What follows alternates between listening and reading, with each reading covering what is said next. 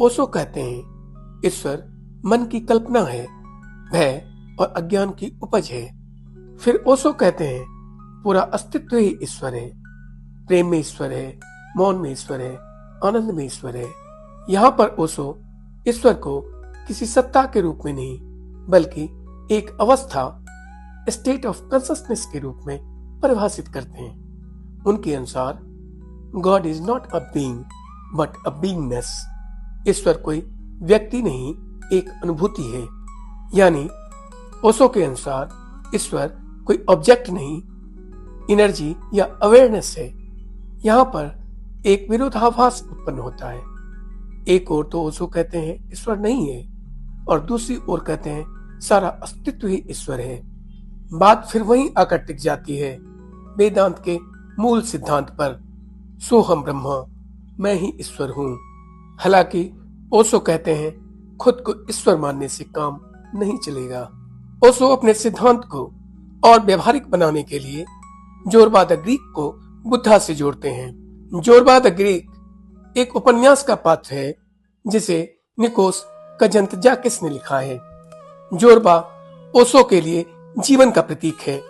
वह पूरा जीवन जीता है, खाता है, पीता है, नाचता है, हंसता है और प्रेम करता है। उसका संदेश है जीवन को पूरी तरह जियो। ओशो कहते हैं जोरबा जानता है कैसे नाचना है, पर वह यह नहीं जानता ध्यान कैसे करना है।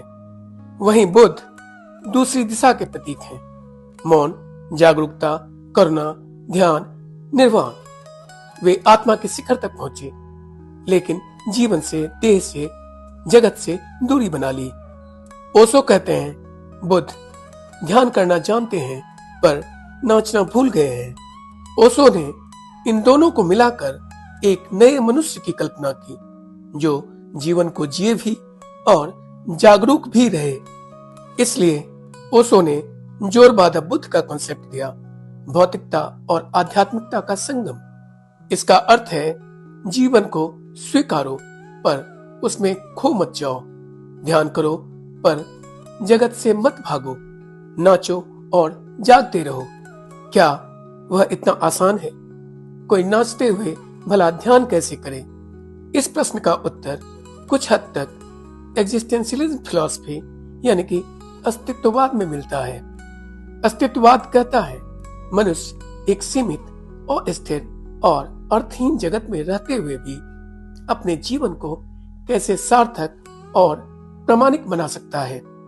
सात्रे कहते हैं अस्तित्व सार से पहले आता है।